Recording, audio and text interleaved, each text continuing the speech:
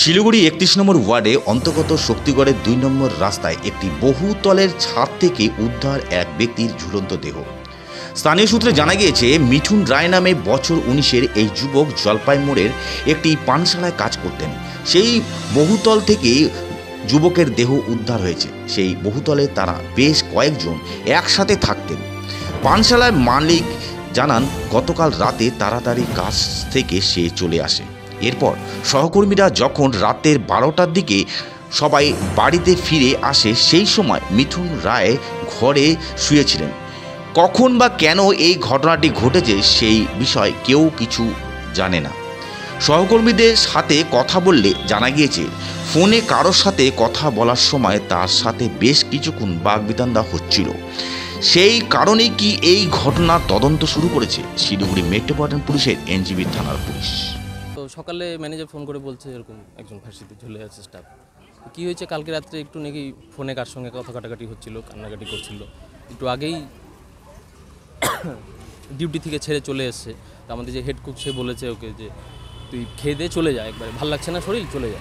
তো বলছে না, খাবো পরে চলে যা। তারপরে এখানে এসে শুয়ে পড়েছে। তো ওরা রাত্রে 12টার সময় আমি যখন বেরোই তখন অন্য কুকুরাও এসছে। তখন ওরা বলেছে যে রুমেই ছিল।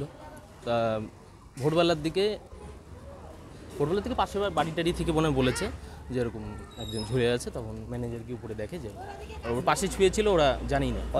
কালকে ছেলেটার সম্ভবত মন টন একটু খারাপ ছিল কাজের ক্ষেত্রে গিয়ে, কারণ তার সহযোগীরাই বলছে যে কোনো একটা কারণে কোনো ফোন ইন কলে বা কারোর সাথে বোধহয় কান্নাকাটিও করেছে। এটা আমাদের পার্সোনাল, আমরা যারা এখানে পাশাপাশি থাকি তাদের কাছে ওরা বলল যে কান্নাকাটি করেছে। এবং এখানকার যে বাড়ির মালিক, তিনিও এরকমই একটা ইনফরমেশন দিলেন যে কালকে মন খারাপ ছিল এবং ও তাড়াতাড়ি কালকে কাজের থেকে ফিরে